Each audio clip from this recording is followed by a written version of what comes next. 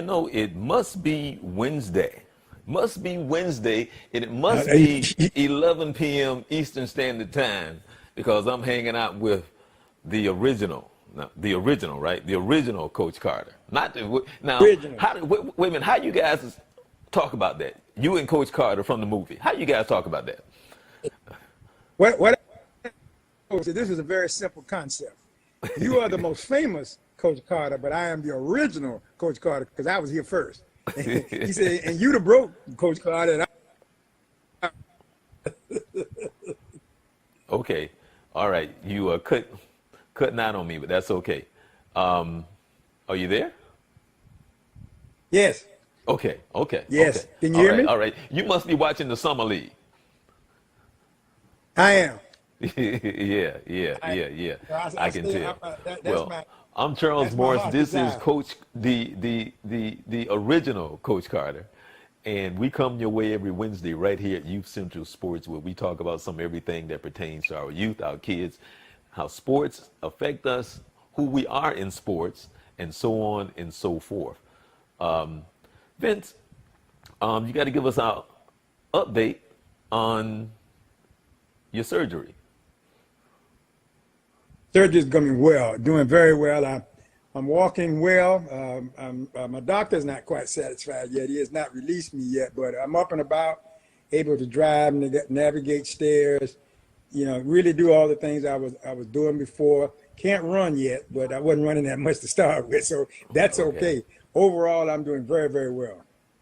Okay. All right. All right. And basketball wise, where are you as far as with the school and everything? But first of all, we got to say that, Well, we just that you're up in Tennessee. I always tell them right. that you know, you treat me like the stepchild because you left me, but that's okay. But you know, we still love you. But you're up in As Tennessee. long as you love me, that's all that matters. As long as you still Okay. love me, that's all. That's all I care about. Okay. Okay. We All we right. just I earlier today, and since the dead period was which ended on I think it was Saturday. We 'cause for the last 2 weeks we could not have any contact with the kids, but now we can, and so I'm doing some individual workouts and hosting open gym for to Okay. when I'm working with our post players on post skill development. So just finished the session today. Really enjoying it. It's a lot of fun. Good, great. Feel really great to be back in the gym and once again working with the kids. Okay. You remember a couple of weeks ago, a month ago, remember I told you that I had a surprise for you, right? Yes. Right. And then that kind of fell through, and I'm still working on that surprise. And then I told you I had another surprise for you, Okay. right? Right? Yeah, you did say that. Right. Well, guess what? I got the best surprise, period. Okay. Do you know who that is? I have no idea. You remember a couple of weeks ago when I showed you the USC, the track, and we were so Yes. impressed with how she came back and how she won the race? Yes. Okay. Say hi to Kendall. Well, hello there, Kendall. Hi. Hi. And so she decided, you know, Great I to have reached you out on to with her us. and she decided to come bless us tonight, Vince. So guess what? You get to ask all the questions. We get to talk to her before she go and get her ESPY. Oh, no, she's getting SPO. Congratulations. No, no, no, no, no. It's not there yet. I am proclaiming she gonna get this ESPY. I'm saying she That's what gonna I'm get an saying. ESPY, Vince. I'm speaking it into existence, right? I'm already congratulating her. Congratulations on your ESPY. Go get it. Right, right, right, right, right. So first of all, how you doing, Kendall? I'm doing well. Yeah. Now we were just sitting here talking, and I found out that you're from Florida. You're from Miami. In Yep. Found it. Southwood. in what high school did you go to? St. Thomas Aquinas. I'm sorry, what was that again? St. Thomas Aquinas. Okay. STA Okay. Motor Reviews. Now, Vince, you can jump in anytime. How did you get into Okay. track? How did you get into track? I started running when I was 7, and I remember being in elementary, and the kids wouldn't let me play. It wasn't fun. I was too fast. And I really liked racing the boys all the time during recess. So my parents had a family friend, and their son ran track, and he recommended that I do it. Okay, okay. Now, how did you end up at USC? No, no, no. Actually, you know what? Hold on, hold on. How did you end up running the event that you decided to run? How did you choose that? It chose me. I didn't choose it by any means. In A, when you're younger, we all start out 100 to 200 in the fourth. Did all three for as long as I could until I started kind of getting too long and tall for my body. So the 400 became my better event versus the shorter sprints. So just Okay, loved it. okay. So have you been running the full 4 years? At USC? Mhm. Okay, so how did you choose USC? Well, I've known Coach Carroll for a while now, and have been following her. So once she transferred from, she used to coach at UCF, and when she transferred from USC, I knew that's where I wanted to be. One, because I wanted her to be my coach, and I just had a thing for California. I just really, really liked it. So choosing wasn't hard, it wasn't difficult for me. I think USC had the best combination of athletics and academics, so it was an easy thing. It was a Okay. great school. Now, what was that like? Because that's on the other side of the earth. Because you're on the East Coast, but you decided to go to the West Coast. So what was that like when you left home? What was I that think like? it was easy. I think just because like my wanted me to be. I have two older sisters, and I'm kind of a daughter who's very independent, likes to do her own thing. So they whatsoever that I wanted to go all the way across the country. Um, and whatnot, but I definitely don't regret the decision. I think California is kind of like the Florida of the West Coast in some aspects, weather-wise and things like that. So it wasn't a crazy hard adjustment. I have a lot of similarities back home. Okay. Okay, Vince. Go ahead. But all I want to say was, Kendall, I happen to be I'm a huge California fan. Okay. All right. Cutting out on. Okay. Okay. Are you there? Wait a minute. Okay, yeah. I was just telling Kendall I'm a huge California fan. The Los area, also the West Coast, Nevada. I'm a big Vegas fan, and I was out there a couple of years ago and got a chance to go by USC. So it's kind of exciting. Um, how do you? What are the preparations for your race that you go through for your body, both physically and mentally? How many adjustments have you had to make, and what adjustments have you made? Well, coming from high school, I didn't lift a whole lot like, at all back in high school, so that was definitely a big adjustment once I got to college, getting used to weightlifting training, and then having to go out to practice and still run fast. Taking care of my body a lot more seriously than I did in high school. Not just when something starts hurting, but doing a lot of preventive care to make sure nothing does happen. And as far as mentally goes, and that's always been. And high school was one level, but coming to college where everyone's the state champion in their state and their year, so now it's competing against those people every single weekend and having to be at my best all the time required a definite Hmm. mental shift, like a definitely higher level and more intense than I used to be doing, week by week, having to be on my A game mentally and physically. No. Now, No. your event was a 400. Yes. Right. Right. But let me ask you this, Rick. Coming from high school, because Vince and I talk about this all the time, going to college is a total different world. The athletes are better. Uh, the whole concept of everything is different. It's because you're reaching a different level, and the competition is different. How was the adjustment for you coming from high school, going to a big time school like USC?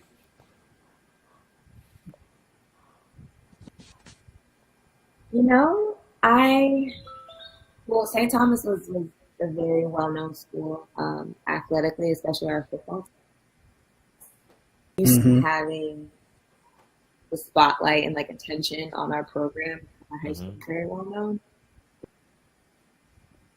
It's an entirely different world in college. It's like it's gone from local and state eyes being on you to the entire country, and not just not just your parents anymore, like family, friends, it's strangers who don't even know you. They just need you going on the track, and having all those eyes on you, I think is the biggest adjustment for me, is Yeah. being able to run well.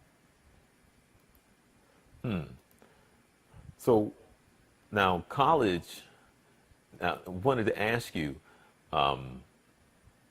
when did you know? When did you know for yourself that you could compete on this level? When did you know? Man. I knew I was good enough to get a scholarship by like my junior year of high school. And that's how I was going to get college paid for. But I think I didn't know just how good I could be in this sport until I think maybe the end of my sophomore year, sophomore to junior year, that time period is when I knew like this is something I can be very, very good at this sport if I put my all into it. That's when it kind of sunk in. That's when I started performing better, and I was hitting the times and marks like I had always expected myself to achieve. So that's I think when I knew. So fairly recently, to be honest. Okay, now do you have any sisters or brothers? I had two older sisters. Two older sisters. Now, do Hmm. are they into athletics? No, no, they're not athletes. I'm the only athlete. My dad used to play basketball. All My right. cousins who play, but I'm the only track athlete. So, but what made you get into track? What? Why? I mean, why track? I mean, how did you stumble into track though?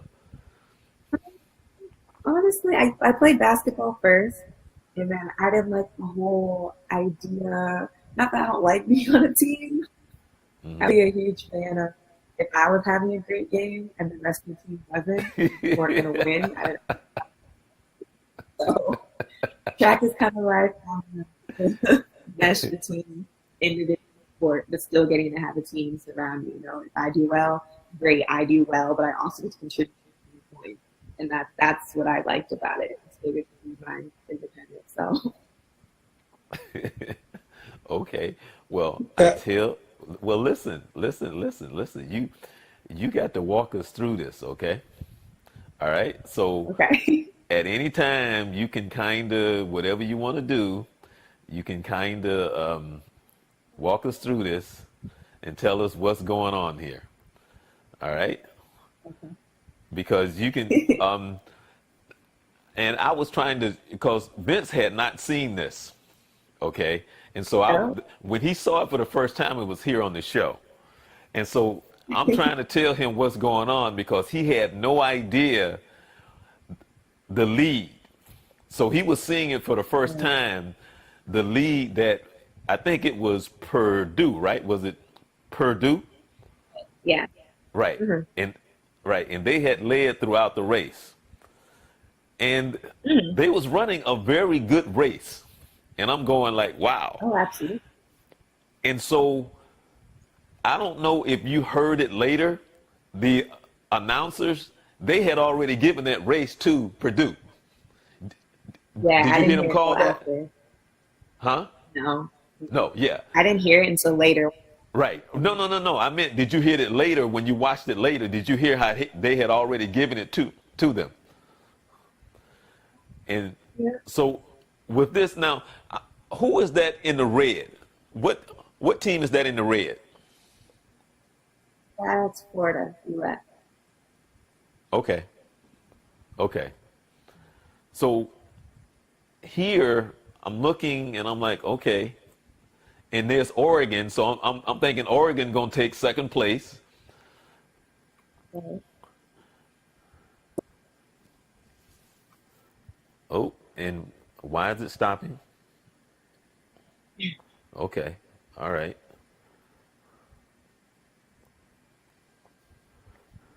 All right.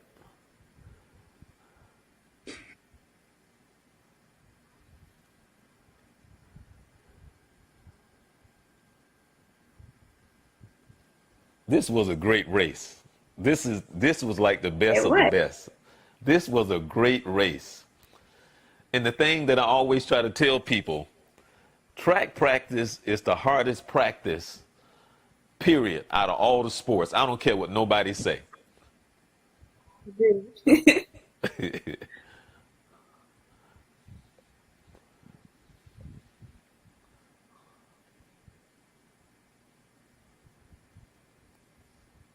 Okay, so coming up is when Right me there. and Anna Bob. Okay.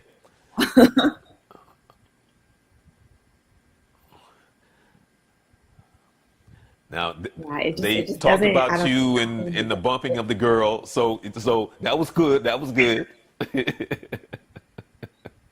I like to go on the inside, and I saw an opening, so I was like, "Go for it! Just tuck in and go for it." Didn't hit anyone. Didn't hit you. Right. And later, I got a question to ask you about that later. Okay. Yeah, I Over definitely got a here, question. all right. I think I'm ready to go. I'm not Okay. tired. I can catch it.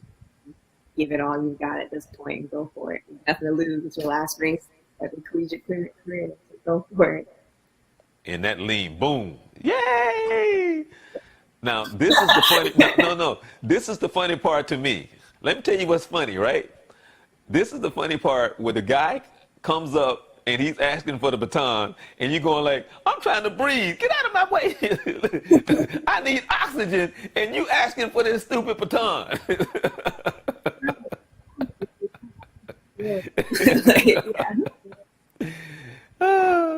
Yeah, man, that right there. And I told Vince, I said, every time I see that, there's tears in my eyes because what it takes, the hard work, the dedication, and the peak, and at that moment, because Vince, what I was telling her was, in the essence of what the SB is supposed to be about is all of this that took place on the level of the highest competition. You're doing what you do, and then you did something probably nobody else in the world could do. What else is there when it comes to an SB? And I don't mean it from the standpoint of you actually getting the SB, but this is what sports is all about. This is your hard work. This is your time in which you came and you performed at the top level. And not only that, you won the race, but you guys won the meet because of that lean right there. So, yes. I wanted to ask Kendall a question.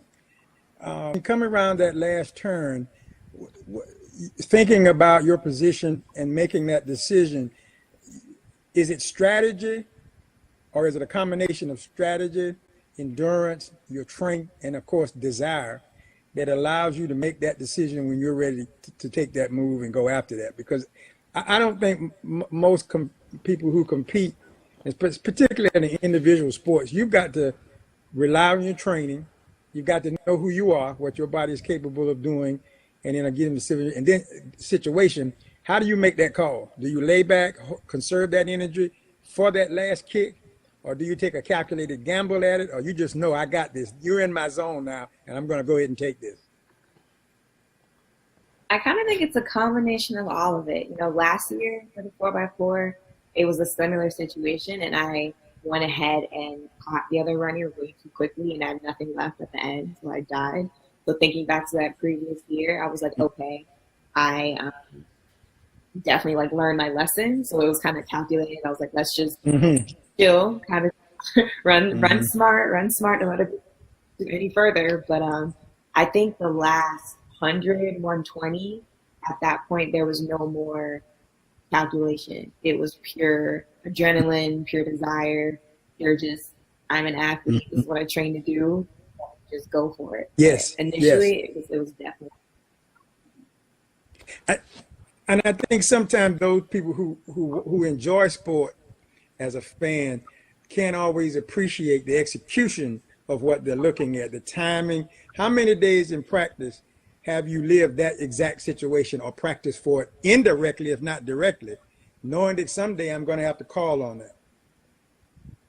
Right. It's funny because we actually had a similar one. I remember a workout specifically that was kind of set up similar to that. He had one of my training partners take off, and he said, "Kendall, go catch her." And I was like, "But she's running full speed and like already." And he's like, "Go." So there are moments like workouts that Coach Watt has set me up to do. See, I'm a strong proponent of conditioning the mind and the body. That that I found in those athletes who execute at such a high level, it's a training of both mind and body. And on those days when those outstanding accomplishments occur, it's where this all comes together. They both work in sync. That mental preparation along with that physical preparation comes together that day, and we get an outstanding performance. Absolutely. Yeah, definitely a combination between the two. Neither one can work by themselves. Mm-hmm. What I wanted to ask you. And how does that help you prepare after that, though?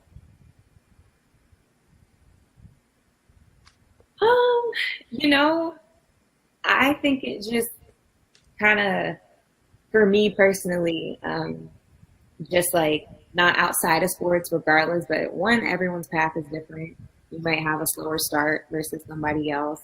Kind of just being patient through it all, being patient, trusting and respecting the process. And everyone has their own process, and everyone has their own time. You know, when it's your time to shine, it's yours, and it's yours. Your turn. It's yours when it's someone else's. So you can't. There's no. I don't like comparing myself to anyone else or anyone's journey to my own journey. Yours is yours. Right. No, what I wanted to ask you was how nasty or how difficult it can be on that track when elbows are being thrown and people trying to position themselves. Can it be kind of, physical? Yeah, it's actually like one of my first. Was in a very long time where it's gotten a little physical, but yeah, in the heat of the moment and in a race that's that intense, especially like when it comes to the relays, we're all in the same lane. No one wants to go far out, so we're all fighting for that lane one.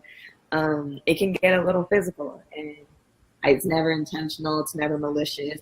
We all want to win that race, so we're trying to just do what we can within the rules. But yeah, it was. I think that's kind of the fun. I think not that I like getting hit or anything. Hey, Vince. I think Vince. Hey. No. I'm saying, notice how she says it's never intentional, it's never malicious. No, wink. Absolutely not. Just like basketball. I don't intend to hurt you. I just want to get you out of my way.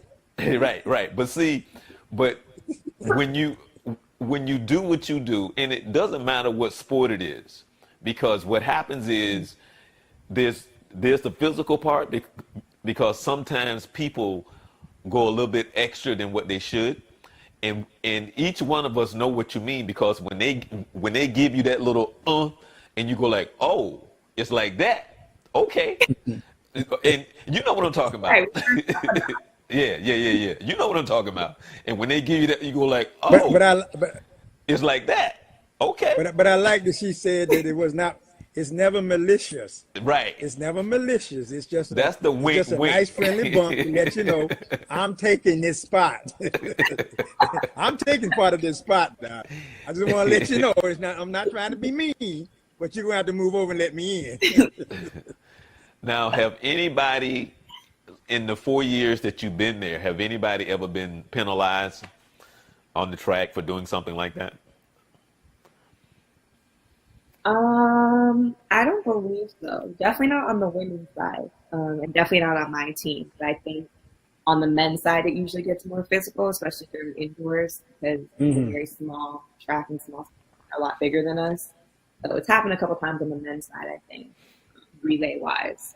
I think it happened freshman and sophomore year actually, but yeah, not super often or anything like that. Nothing crazy.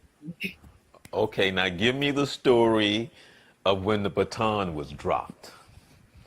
Have you been, I mean, do you have one of those stories?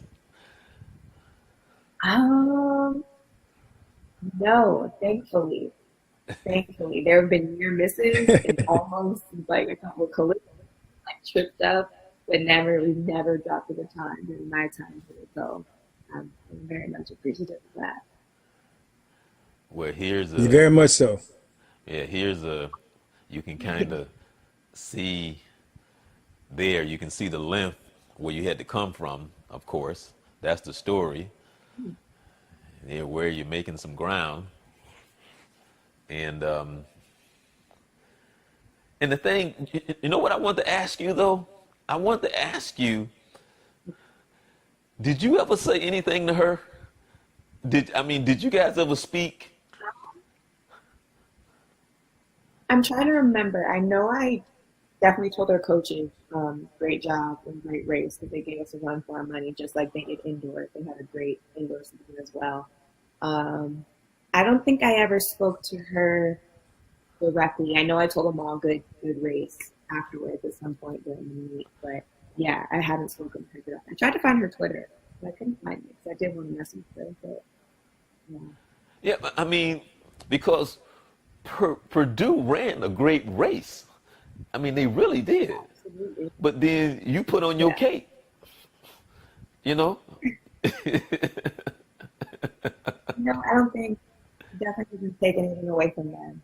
Oh, no. That's what I mean. I mean, that's what I'm trying to say. They ran a great race, and then whatever, I don't know what you had for breakfast that day or whatever it was, but and the funny thing, just about 2 weeks ago, Vince and I was talking about, and I asked him, have you ever had a runner's high? Because, some people have no idea what that means. That runner's high, and I say, like, you want to capture that and keep it in your pocket and just pull it out whenever you just get into that mode. And you just want to, because it doesn't come that often, Somebody that understands what a runner's high is, right? Yeah. Well, listen. That was one of those moments for sure. That was one of those moments.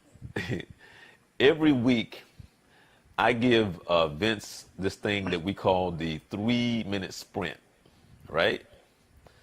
And except for this week, we're going to let you do the 3-minute sprint. Okay? Oh, yeah, good. Yeah, let her do it. So I'm just going to ask you some questions for 3 minutes. Okay? Okay, you ready? Okay. You ready? Yeah. Okay. All right. Okay, here we go. How old were you when you won your very first race? 7.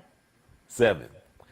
When you were a little kid, did you ever run against any of the boys in the neighborhood, and did you beat them? Didn't beat them. Huh? I didn't beat them. I raced them, but I didn't. Oh, okay. So you never did beat any of the boys in the neighborhood? No, but I did beat a boy at my school. I beat him. Well, that's what I mean. So when you was running, you did, right? Okay. And what was his name? Andy. She just called you out, man. If you were not running I track, remember. yeah, see, she just called you out. If you were not running track, what other sport would you play? Tennis. Maybe tennis. Okay. Growing up, who was your hero? What sports figure did you admire the most? Marion Jones. During track season, do you eat fast food? McDonald's, Burger King. Not fast food. Haven't had fast food since I was 13, but I do eat like chicken wings and pizza. Oh, That's right. okay. Chicken wings is different. What's your What's your favorite rap artist? Future. Okay. And what is who is your favorite singer? Mm, I'm gonna give that one to Drake because he's the. Okay. Can you dance? I can do a little something. I can. I like the way she answered that. I can do a little something. Did you ever pledge in school? Did you ever pledge? No. No. Okay. What was the last movie you saw at the movie theater? Um, uh, what's that name? The superheroes, not Avengers, but the Black Panther. That was the last Oh, one. Okay, Black Panther. okay. Okay. Look, notice she didn't use a black card, right? She didn't lose a black card on that one. Okay. How old were How old were you when you stopped believing in Santa Claus?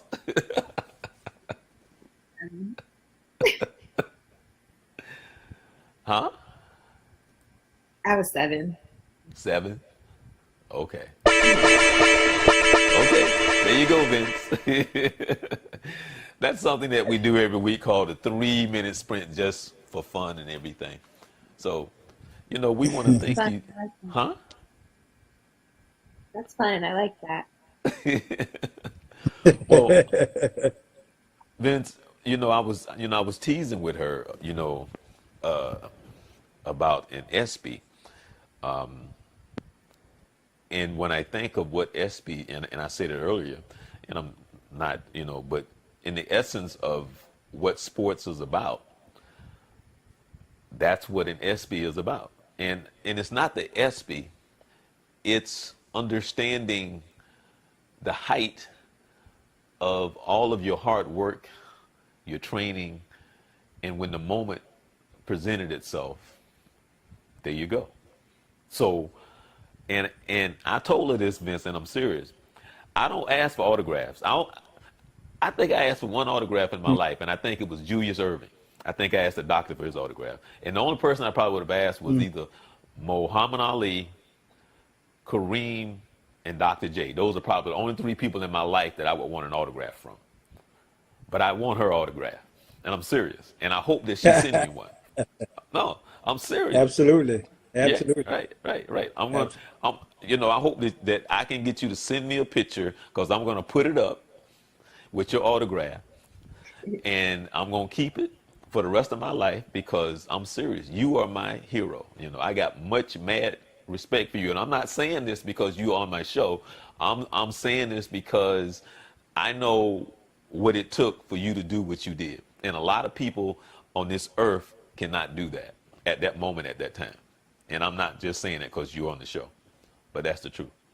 So, I what has appreciate it it. been like since you guys, first of all, since you won the race, but you guys also won the meet? When was the last time USC won the national championship? I think maybe 2001, maybe, or maybe even longer than that. Been some time.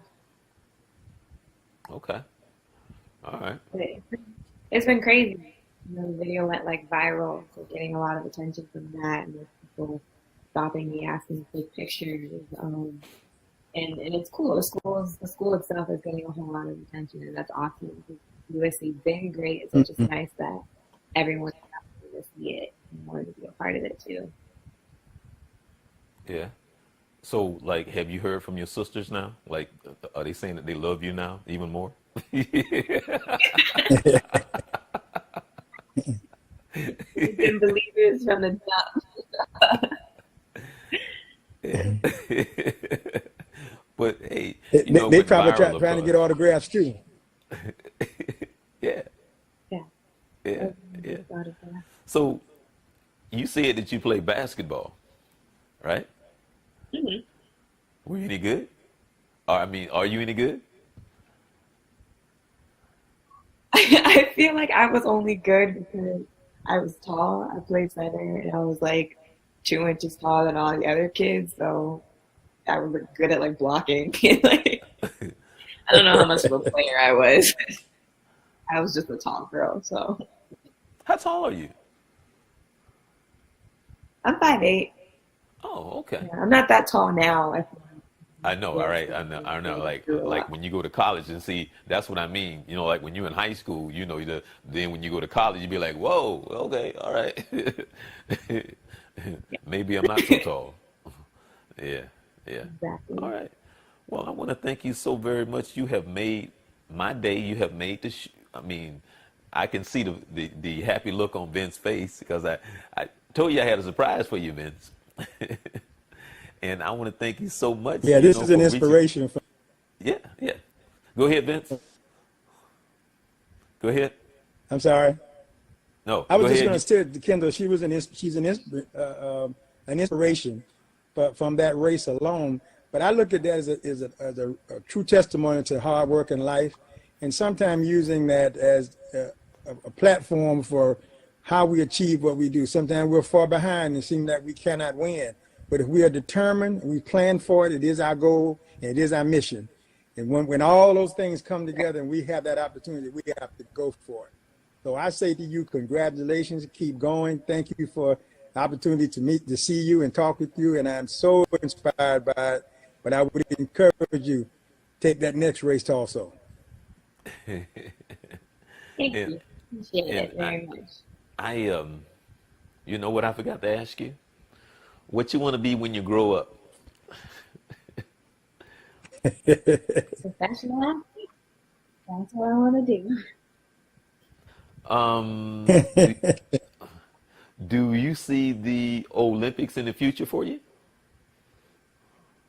Absolutely. I see Yeah. numerous Olympics for me. See how Okay. many I can Well, get in. when you bring home the gold medal, you got to send me a picture and sign that too. She got to come back on the show. She got to come back on the show and bring the gold medal with her. So, so what is that like now? Because Vince, we didn't say this, but she just graduated, so she's finished with college now. She's finished with school. So, I mean, how does that work now? So you go, is it professional? How does that work? I decided to go professional, so just working with an agent, and then the agent goes and talks to the shoe companies to see what kind of deal they want to give, and going from there. So, professional now. But so when you say that you go professional, but I'm saying, how does that work? It's when it comes to trying out for the Olympics, like what part of the team, like how does that work? Okay. Um, well, you can sign under a shoe company like Nike or Adidas or something, and then that's who I would represent when I run in other meets outside of the Olympics and World Championships. And then for the Olympics, there's a meet USA Championships, and everyone who wants to try to go to the Olympics competes there. And then whoever gets top three will make the Olympic team and go on to represent USA. Okay. Wow. So I'm going to be looking forward to the Olympics, whatever discipline you got, keep that discipline going. You know, it's good when you don't have to take the sister to a fast food place. Sister says she don't eat fast food. Oh, but the important thing, I let me ask concur 100%. let me ask you, can you cook? I can. I just don't enjoy it. So Oh man, Kendall, I don't like to do it. Kendall, No, I'm Kendall. more than capable and I do it when I have to. That's funny. Well, I want to thank you so very much. You have been a great inspiration, a blessing, and I want to thank you for blessing us. I can tell by the smile on Mr. Carter's Yes, face. He was very, very I appreciate surprised. it Thank you for, I, very much so. And I'm now a avid track fan. Yay, that's what we want. That's what we want. yeah, Vince, I actually reached out to her on Twitter, and she Oh, okay. said, yeah, and I was like, oh, okay, and she kind of like responded like right away. I was like, oh, okay. I was like, right on, yeah, Great, really, really, really appreciate it. Glad to have you. yeah, and so And Thank you. I'm excited to speak with yeah, and so with that being said, I just want to say once again, thank you for allowing us to be blessed by you. And like Vince said, you're a great inspiration in what he said about you. how Right out. just not giving up despite the odds. And like I said, those announcers had already given that race to Purdue. They had already announced them as the winner. But hard work, believing, and showing that if you dig deep, you dig deep. There you go. Okay. There you go. All right. And I'm going to, on Twitter, or I'm going to text you, one or the other. I'm going to text you my address, and you got to send me your autograph, or you can email it. I don't care how you do it. You can email it, whatever. But you got to send me a picture with your autograph. And I'm going to print it out, and I'm going to put it in a frame, and I'm going to hang it on my wall. We're not going to give Vince one, Okay. but I'm going to have one. Tell don't send just one now. Don't send just one. Send two. Okay. All right. Thank you, Kendall. Thank you so very much. Okay. And you can reach out to us. And hey, if you say, Charles, Vince, I want to come on the show, you can come on anytime. If you got anything going on, if you just Anytime. want to, please, you can come on anytime. Anytime. Okay. Thank All right. Thank you so very much. You're going to see this on Twitter, by the way. Okay. Okay, cool. All Thank right. you. All right. Thank you, sweetheart. All right, Vince. See that? All All right. right. All right. Bye-bye. All right. So with that being said, there, Vince, I kind of surprised you, huh? Very much so. That was a great surprise to see after what that young lady accomplished out there, to get a chance to speak with her. Very, very exciting and inspirational, because I just think, and she spoke to it a little bit about what goes into that. It was fantastic without a doubt. But what I thought she made known is she's prepared for that. That one of those work hard for that. We put all the time in. She talked about her diet. She talked about preparation, and that's how it pays off. Pays off. That's what makes sports so great. Yeah, you're absolutely right. And so, and actually, the funny thing is, I think the most surprising thing that she said to me was that she said she haven't had fast food since she was 13. That, to me, that was the most amazing Yeah, thing, which means that she's disciplined and that she gets it. very, very much. Yeah, Somebody got to her early to help her understand something that a lot of these young kids don't understand. So it has paid off. So she has a goal. She has the discipline, and she has the understanding of what it takes to get to from point A to point B.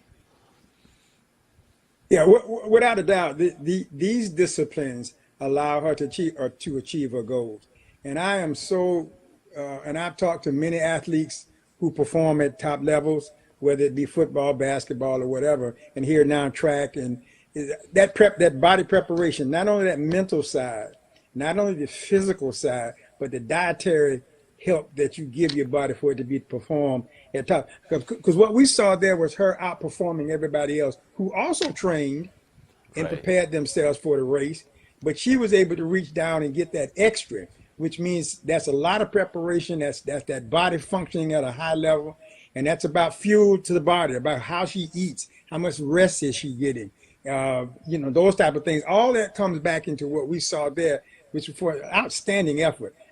So many factors, and I think it's unique because they all line up together. But that's what the difference in that performance was. And the other thing is desire. That's that heartfelt desire that I want to win, and to see her do that was that's exciting. That's just absolutely exciting. Right, and see, and the funny thing is, I was trying to convey in words the best of my ability, because I really, you and I mean, understand what she really achieved, because a lot of people don't have a clue. Yeah. Oh, yeah. No, I'm serious. And then you know what? I forgot to ask her what has been her best time in the 400, because that's a race. That's Yeah. a race. Yeah. And I call it a man's race, because you have to. That's a race.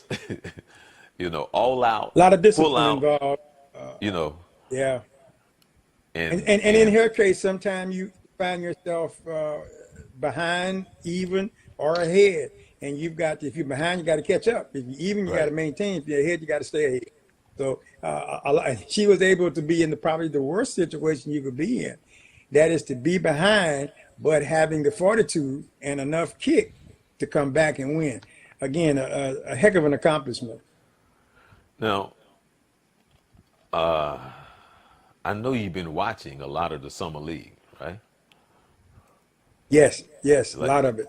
right. So, what you got for me? What you got? What you got for me? It's interesting to me. Some of your name players are doing really well. Like Trey Young has struggled quite a bit in his first couple of games, but the last couple of games he's had, and one he had today, he really shot the ball very well as he really showed his potential by distribution, assists, attacking the rack and kicking, and then making his jump shots. I mean, it just goes down the line. It's been some really good basketball. You've seen and what's happening now, it's getting into the tournament play.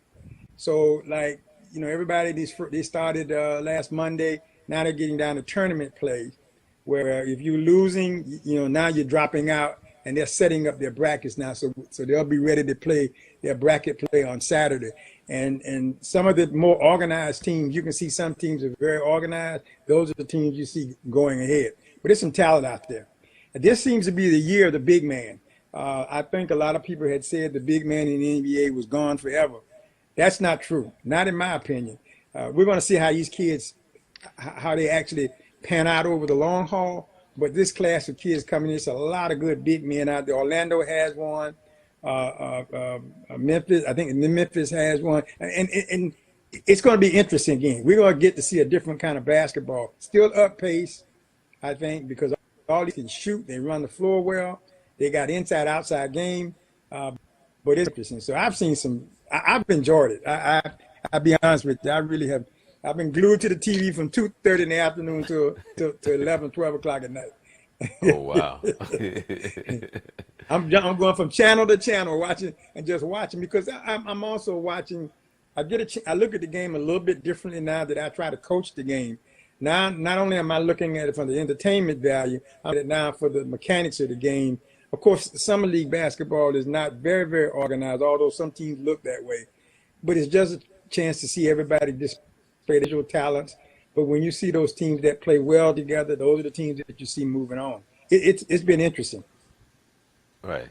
Oh, uh, of course, the whole thing of LeBron going to the Lakers. Uh-huh. They were talking about Boogie being there for the playoffs. Mm-hmm.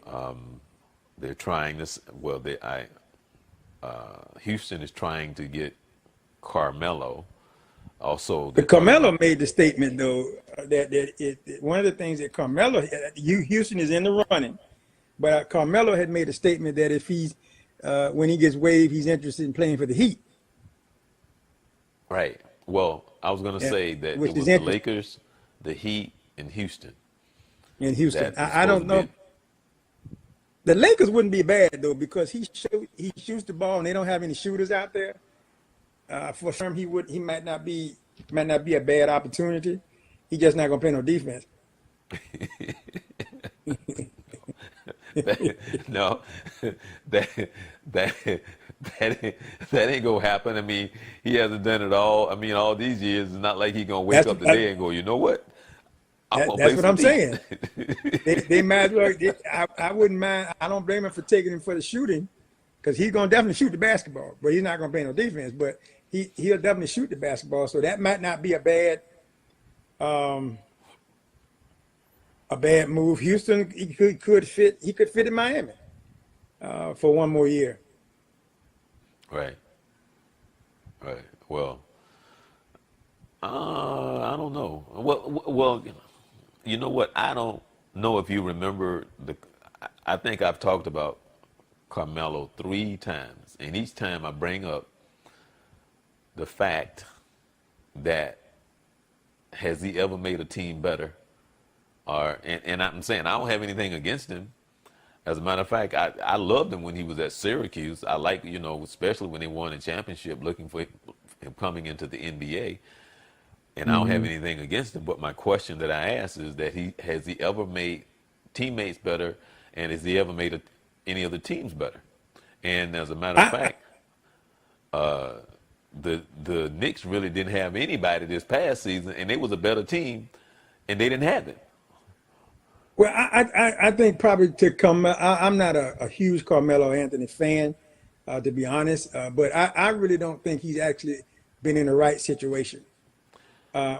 I think he's always been on the wrong team for what he brought to the table, uh, and I think he stayed in New York too long. I think But Carmelo, what he did bring is dribble shoot. He got the ball up into the basket. He needed to be in a team somewhere where that was what they wanted. He's not going to carry a team. He's not going to take you to the promised land. But I think but he could be one of the guys that can take you there. but what bothers me about him is his attitude, Well, because that's one of the reasons I'm not a fan. right, that's what I'm saying, because Yeah. they're so egotistical and so arrogant in making all this money, but they don't see the flaws in their game with that they could be a better player, because he in his mind that he was a scorer, and that's all he ever cared about, nothing else. Well, but once again, you while I do fault the athlete, I also fault the people who are around him who allowed that to be so. That you didn't demand that he play better basketball in terms of him being able to play defense. Now, maybe they didn't need him as a defensive guy on the floor. Maybe they had other defenders that defended well, and all I need you to do is shoot. I don't agree with that, but in some cases, look at D'Antoni at Houston. His philosophy of offense only have never really taken him very far. The fact that he's now infused a few defensive players to his current Houston team, they look entirely different. Because now they are playing, it's not, I don't think it's so much that he's teaching defense. He's got defensive minded players, and they're starting to execute defense on the floor to go along with his offensive situation that allows them to be a true contender. And I think Carmelo needed to be somewhere where what we need you to do is to shoot the basketball and just get in somebody's way. But if you notice on the defensive side of the ball, he disappears. He doesn't do anything. So, and I think that's one of the things you talk about in youth sports, and I've seen it happen in youth sports where you got a top player. This kid's getting me 20 points a night, 20 plus points a night, and we tend to put up with bad behavior because of his offensive prowess. And what we don't realize is we're building a monster.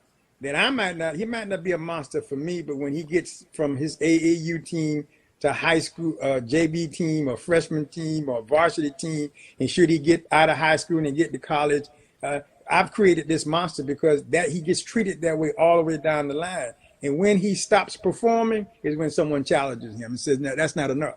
Well, he doesn't understand that. It's been enough for me to get here this far. So I fault coaches for that, for allowing that, or turning their head and saying, you know, you got to be a better defensive ball player. You don't have to be a stopper, but you got to be a better defensive ball. You got to get in somebody's way every now and then. And so you allow that to happen. Then he comes into the NBA and he thinks all I got to do is score. Well, yeah, but you got to play some defense also. So you got a team full of scorers and nobody playing defense. Guess what? You're gonna lose. Right. And that's kind of where that's kind of the situation he's been out there in Oklahoma. That ball, you got Westbrook needs the ball, George needs the ball, and then Carmelo needs the ball. Well, guess who gets the ball first? Right. What's the name? He's getting the ball first, and then George get it second. So I don't know. He still has something to contribute, I think. I just think he's got to be on the right team. Oh, yeah. And I don't know where that is. I don't know where that is, to be honest with you. Although he does kind of fit with what people are talking about. Houston, they've lost a couple of players and they picked up a couple of players. He's a veteran. He could have some impact there. Miami, I haven't followed Miami, and I know they got a couple of good pieces. He might not be a bad fit there. Lakers, I could see him playing at the Lakers because he and LeBron are friends, and he would be a shooter, you know, and that kind of thing. So it's going to be interesting to see. I'm kind of curious to see where he actually ends up. You know what's going to be weird?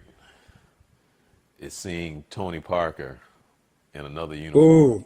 Isn't that amazing? I mean, isn't that gonna be weird? That is going to be weird.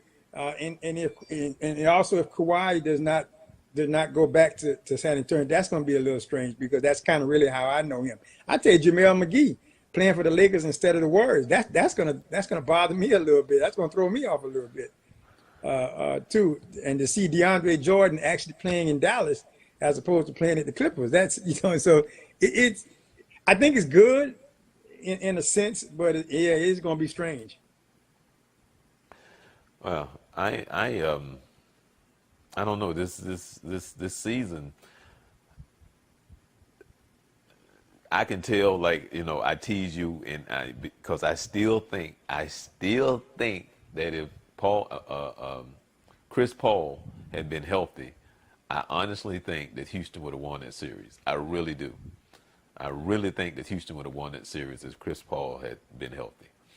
You know, because for some odd reason, they seem to give Golden State problems. And Golden State, for some odd reason, was not Golden State in that series. They didn't play. Yeah. They didn't play like they normally would play against them. They don't play like they normally play when they play Houston. So I don't know what that is. But I honestly think that if Chris Paul had been healthy those last two games, that they would have won that series. I honestly believe that. I don't believe that as much as I believe he would have had an impact. I don't know that they would have won, but I do see it being different. And I think what I saw them do is they went a lot of ISO ball. They thought they could take more isolation ball against them, which, and I don't know. I would have thought I'm gonna stay with what got me here. Why would I change now? I mean, KD had a lot of good mismatches, but he wasn't making the shots. He wasn't making the shot. I mean, he had the mismatches, no doubt about that. But they were not going in. So that makes it different. I was a little surprised that they did it. Like they went away from what they normally do, and that was scary.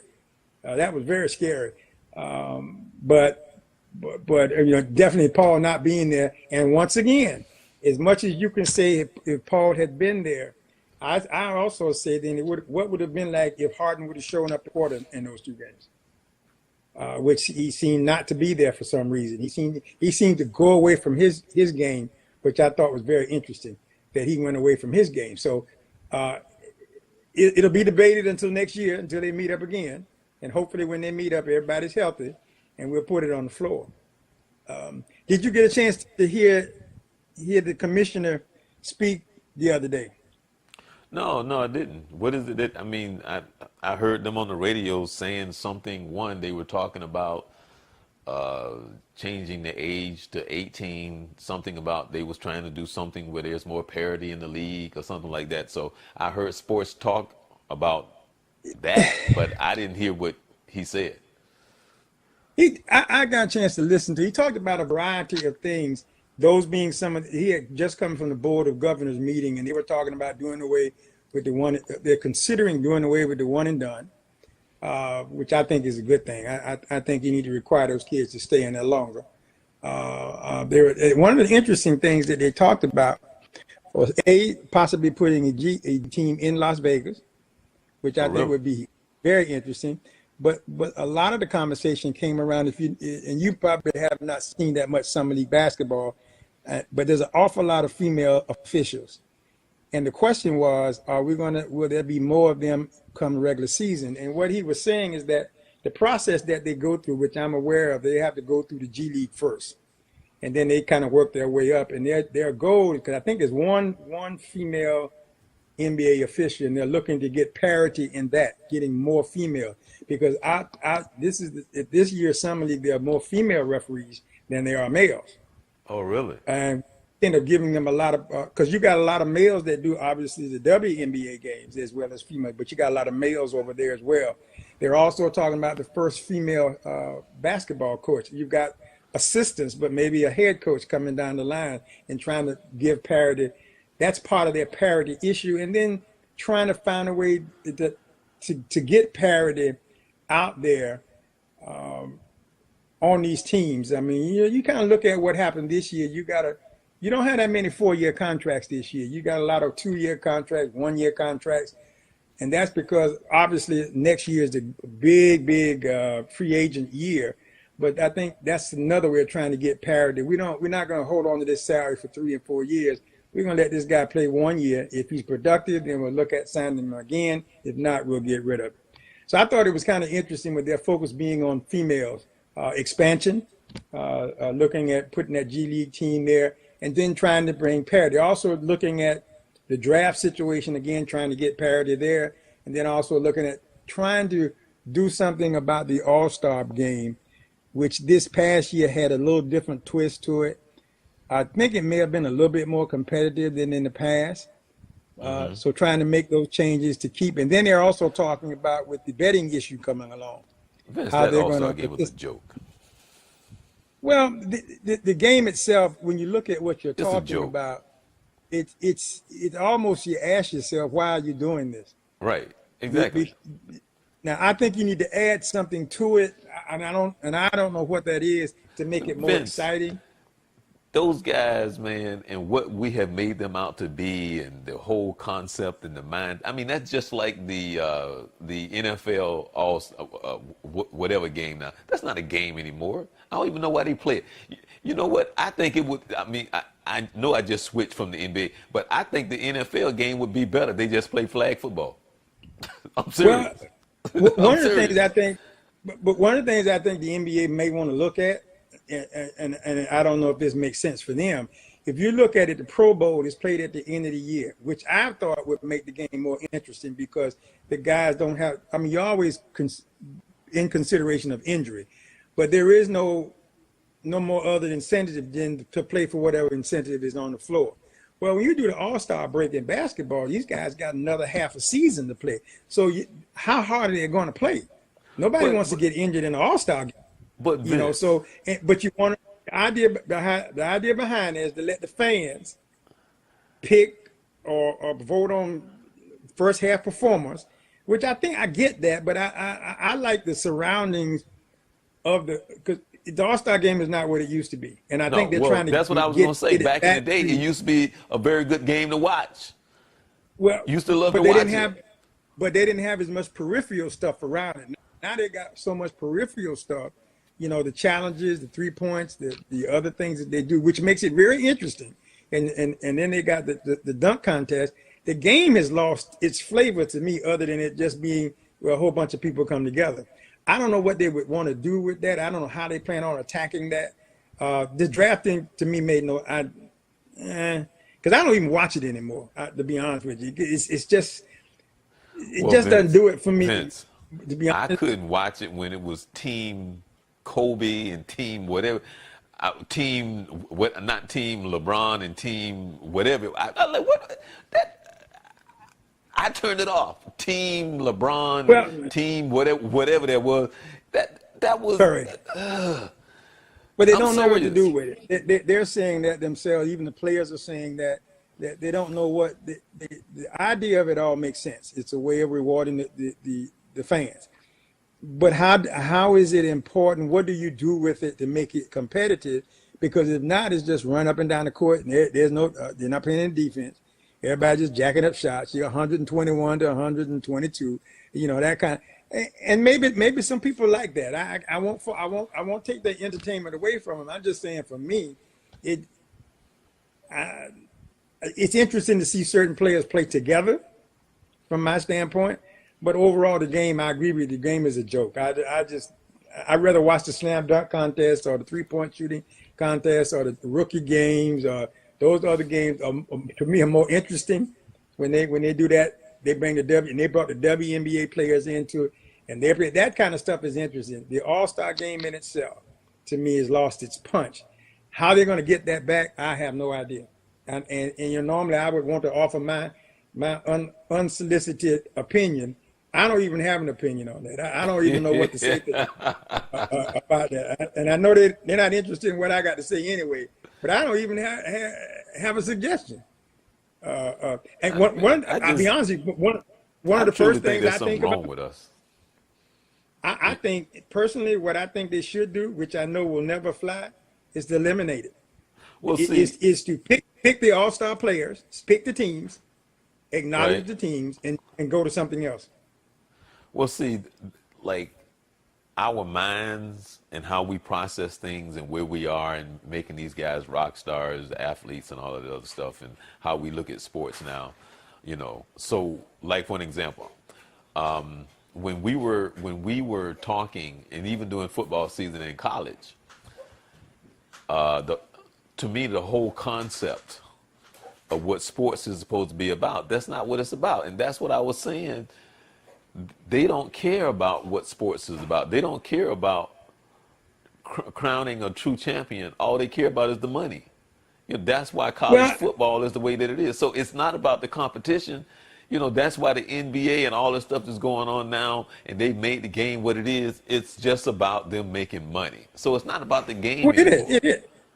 Well, it's still. I have a different opinion about that. I still think it's the game, because the game has evolved from a sport to entertainment issue. So they've done things to the game to make it more entertaining, so they get more people to watch it. So your revenue dollars are higher, your advertising dollars are higher, your gates are higher, your concessions are higher. And let's look at, somebody got some kind of way you got to pay for all those salaries that you got out there. But I think enhancing the game should be paramount. And I think they're trying to do both. They're trying to say, okay, how can I put a good product on the floor? Because the game has changed. There's no question the game has changed for many different reasons. But it does cost money to put this on. I do agree with you in that I don't want making money to be my first priority as much as I want to make the game the best it can be my first priority. And I'm not always sure that's what's happening. That football thing, they themselves have acknowledged they don't know what to do with it. I mean, this is the best we could do for right now. And Right. nobody's ever happy. Right. Nobody's ever happy. Because no matter what happens, they're going to try to make sure in Alabama plays for the championship. It doesn't matter that it doesn't matter that It's a UCF, win-loss situation. UCF or whatever team will go undefeated. It doesn't matter. All they care about is that this team will play this team to bring in ratings and revenues. It's not about the championship. It's not about the competition.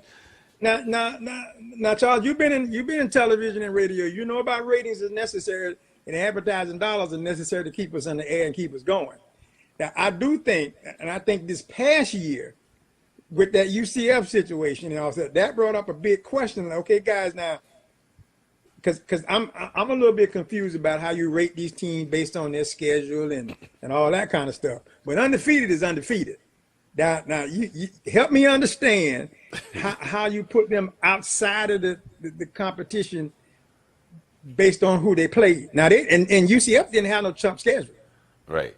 They had a pretty good schedule and they went undefeated. So I mean that brought up a whole lot of questions that has to be fixed. And I'm sure that everybody's, what do we do about that? That's a good question. What do you do about that? How do you fix that?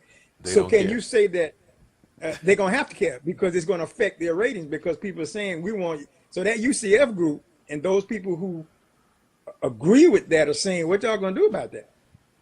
So if UCF go undefeated this year, what y'all gonna do about that? Or some other team go undefeated? Some other team will. Some other team will go 11-1 or but whatever if it is, and they're gonna squeeze them out. If they're Division I, though, Charles, if they're Division I, okay, so that means South Carolina, Alabama, they got to be in there with them. If they go under, you got to put them in there. At least get a playoff game. UCLA one of those teams and eliminate them or crown them champs. Crown them champs. Right. Well, I don't blame UCF for saying they're champions. I would too. I went undefeated. Right. Well, Had a perfect schedule. They don't. Well, because I mean, we talk about it during college season, and we talk about it how they care about it. Take out their system, they make their money, they love us having the conversation. They care nothing about the competition and saying who is really number one. We're gonna appoint. I think they do, but I just think they don't know paper what to do. champions because they sit around and they write on a piece of paper who they want to play what, and then that's how they get to where they want. Not about the play on the field. Well, I think that I don't think they know how to make it equitable. Because no matter what you come up with, there's always somebody who's being left out. The NCAA in college basketball, they got 64 teams. Now they want to go 68 teams because somebody's been complaining. We've been getting left out. Well, how do we get in? So now you got 68 teams out there. You're going to end up with 72 teams later on. So at the end of the day, everybody try to go. That's what's going to end up. We're going to have all have them in the college. Everybody going to be competing because no matter what you put on paper, no matter how you set it up, you want to get your best matchups together. You're gonna leave somebody out. I don't have a problem with college. Somebody gonna get screwed. No matter what. Right. Somebody gonna get screwed. No matter what. But at least college basketball is somewhere close. Football ain't nowhere close. You know what I'm saying? They ain't even in the vicinity. If they acknowledge that they don't know what to do. They've come up with what the best ideas. It's not that complicated. It's not. Well, to let them tell it is. It's just they stuck in their old ways. People are gonna come see the game. They're gonna make twice as much money as they're making if they go ahead and do an 8-team playoff, a 10-team playoff. They're gonna make twice as much money. People gonna show up. It's gonna be fine, and they're gonna go like, we should have done this 30 years ago. Yeah, well, but I think there are some other factors involved that we don't know about. That's what they are concerned about. It's some other situations, but still, it does not preclude them. And I agree 100% on that. It does not preclude them from coming up with an idea. Like for example, Vince, like those bowl games where they think about losing money, they can make those bowl games up. They can make those bowl games up at the beginning of the season. They can have some serious matchups at the first game of the season. They can have these bowl games where they can bring in these teams to make some serious money at the beginning of the season. Then they go into their season, and then they start. What I mean, if you got a USC gonna play against Alabama and that's their bowl game at the beginning of the season to make their money that they claim they're going to miss at the end of the season. The only way I think you're going to make that work is you take last year's teams, rankings from last year's teams, and you create that bowl game there. Because if you aren't going to use that criteria, you're just going to put them on the schedule. It won't work that way. The significance because what they're saying, it has to have some value. So so you're going to take the end of the season value and put it up front. So what you're going to do at the end of the season? No. What I'm saying is some of those teams, those big name teams that you know that they don't ever play each other. That's You know, they don't intend for them to play each other. right. They don't But I'm intend for them to saying play each other now until it's a bowl game. you're eliminating some of those bowls at the end of the season, so you Too much money playing be made there. these games at the beginning of the season to make up for that money Now, that Charles, they claim they losing. I'll be honest with you now. That's a moneymaker. Because when you go down to you take two teams from the East and the West, they don't normally play each other, and then you meet them in a bowl game. Boy, you're talking about some serious money because everybody Right. from the East is going to come, everybody West is going to come. And it's kicking off but the you got to season. qualify to get there. I don't think I don't think it has the same impact because one of the things they're going to It's say. not the impact; it's the money. But They're well, making the it's an money. impact too because if that's my team and I'm shooting for the mythical championship or conference championship or whatever, I don't want to risk playing against that team now and get injured and my players injured and I can't play in my own conference opportunity You and can't I go have in it there both weak. ways, though. I mean, Yeah, but that's what I'm now saying. You got a That's 10-team exactly what I'm saying. tournament. I'd rather have it on a the back 10-team end. tournament Yeah, put it on the at the back end end. of the Put it on the back season, end. whatever. To I think they got too many bowl games myself. Well, yeah. But anybody who put up money, they're allowing them to The- have a bowl game. shoelace bowl. I think they got way too many bowl games because I do think, from your what you're saying, if we eliminated some of the bowls and got them, let the bowl games have more significance for Division 3, 2, and 1, and that kind of situation, that those bowl games represent the significant of those plays. Now it makes it, but you got a bowl game for everything. You get down at starting December through January or November, everybody got a bowl. Anybody got a bowl. Well, Vince, simple question. Explain it to me. How come Division 2 can work it out, Division 3 can work it out, NAIA can work it out, but Division 1 cannot? Because Division 1. Explain it to me, Lucy. It's very simple. It's very simple. Division 1 doesn't want to work it out. They have to Exactly, themselves. because they like it. They like the controversy. Yeah. It's all Well, about the money. They're waiting to see.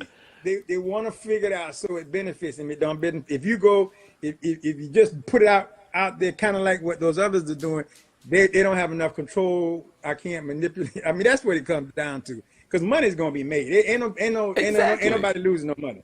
Nobody's losing money. But I They think gonna what make people more want money. to see is you're definitely not going to lose any money. I definitely believe you'll make Right. money as well, but it's you're trying to satisfy a whole lot of people, and we want to satisfy the people that pay to come to the game. Give them kind of something of what they want, and rather than just shoving everything down their face. And let's be honest, they're shoving an awful lot down their faces. But they say they're going to get it right, so we're going to see. Because, hey, Vince, I'm waiting just to show you just how dedicated they are. I'm waiting for the Alaska Bowl because these fools will go to Alaska. Oh, they'll go anywhere to play. As long as there's some, if I win or no, it's not a matter of winning. It's if I participate, I'm gonna get some money. Right. My team gonna get money, and we got all. I just think that's just way too many bowl games. Oh, in yeah. my opinion. That's just way too many. When we used to have four or five bowl games, they meant something. Now it doesn't mean anything. Right. Well, I know I don't want to say it don't mean anything, because it means something to those people that's participating. And what the reason they got all these bowl games is to try to accommodate 2, 3, and they don't do too much of NAIA football, but Division 1, 2, and 3, everybody gets the chance to get opportunity to make money. I get that, but I just think we need to narrow that down and say, okay, some of these other bowls, we're gonna cut y'all out, and that's gonna create a controversy. So, God. It just keeps going. So, who you watching now, Vince? Right now, I'm watching the Rockets and the Nets. Okay. Well, Rockets- before we close Rockets- out, who you looking forward? And actually, you know what? I was going to ask you who you looking forward to out of all the rookies that's coming in. I'm looking forward to the what's his name, the first pick in Arizona, Phoenix. Center. Yeah. I like him, and I like the kid out of Mobamba out of Orlando. I'm very in fact, the two of them played against each other the other night. Right. The Yeah. kid from Arizona, his team outplayed them, but both those kids they've known each other for a long time, and I really think they're going to be impact players. Okay. They're going to be real good impact. So I'm really kind of interested in watching them. A lot of second-year players are doing well. For instance, Justin Jackson out of from Carolina, his second year, he's having a great summer league, playing really well in the summer league. Isaiah Briscoe, who was at Kentucky, when he played in Russia last year, came over. He signed with the Magic just before the summer league got started. Has had a very good summer league so far. So it's going to be interesting to see. And what the thing that I'm going to be excited to see, you look at on these rosters for the summer, they got 15 players or so, and they're not keeping all 15 of those players. It's going to be interesting. You're going to see a lot of players going. You remember Matt Williams, who played at UCF from Jones High School. He was in Miami last year. Now he's playing on a Chicago Summer League team, trying to because he played in the G League last year. He had a two-way contract. So he's looking to get on an NBA roster. And the most interesting thing is after the summer league, when these guys when they start signing free agents, people start moving around. They're going to cut so many players, and you find these players end up playing someplace else. That's an interesting time for me because you get a chance to see Marcus Page. I don't know if you remember him, played at Carolina a couple of years ago. First year Carolina lost to Villanova on that last second shot, and then they came back the next year and won. He had been in Charlotte, G League, two-way contract. Now he just signed over in overseas. He's going to play over there for a year or two. So, Okay. Which is probably good for him because then he'll come back around probably after his year and try for the NBA again to try to get on the roster, just getting more experience, and getting back in there. So it's interesting. It gets really interesting. Okay. Well, all right. Well, we want to thank Kendell for Very much so. for coming on the show. That was my little surprise for you, Vince. That was a good surprise. Yeah, she's such a blessing. You Without can tell doubt. she's a kind spirit. And, yeah, learned a lot. Yes. Right. And glad to hear that your surgery is coming along well. Coming along well. Okay. Well, I'll be working on that other surprise that I was trying to Okay, get, I'll be looking. a month ago. So I'm still working on that one. So we gonna see. Also, you let me know when when we can get your brother on. Yeah, I'm going to be. Excuse me, I'm gonna be talking to him. I was hoping to possibly have him available for tonight, but we got mixed up. He thought it was tomorrow night, and I said no, we did Thursday night because he said, well, last time you did it Thursday night. Yeah, that was out of our norms. The 4th of July thing. Yeah, there. So hopefully in the next couple. But actually, if you want to do a Youth Central special on a Thursday night, we can do that. Okay, I'll have to tag him one night here. I got to see if I can set him up for the next week and see if he's available and we can sit down and have that conversation. Yeah, I mean, if you can find a computer, with a webcam, somewhere with internet, so it doesn't matter where he is. Welcome to No, I mean, push come to shove, I can take mine to him. We can go to Starbucks and have a whole show. Okay. All right. Sounds great. All right, Vince. And again, we want to thank Kendell Ellis for taking the time to come on the show here at Youth Central Sports. We wanted to recognize her, and I'm pretty sure everybody has been like, wow, because what she did a few weeks ago was unbelievable. Absolutely. And the fact that she did what she did, but she also, because of what she did, they won, so they won the national track meet. Just like Well, that's fantastic. And I think they won by 1 point, Vince. I think it was a 1 point win. Yeah. Wow. So that's pretty good. And with that being said, if she don't win an ESPYs, then I'm trying to figure out then what's the purpose of ESPYs, period. I'm serious. You know, so I'm not trying to bad luck or anything like that, but the essence of what an SB is supposed to mean, what else is there? That's true. Seriously. That's true. She brought it up. I mean, that speaks a lot about sport. When you look at what happened out there, that is the essence of sport at any level. I don't care what level you put it at any level. That's the essence of sport right there. Okay. All right. With that being said, we are happy to come your way right here every Wednesday at 11 p.m. Eastern Time at Youth Central Sports. That's www.youthcentralsports.com. Also, you can join me here on Monday, and even with Vince have some time, he can join us on the Journey 2020. That's every Monday at 7 p.m. That's www.thejourney2020.com. And with that, Vince is myself. We want to say have yourself a blessed week. Thank you for taking the time to hang out with us. And again, thank you, Miss Ellis, for blessing us. You enjoy the rest of your week. You can say bye, Vince. Goodbye. See you later.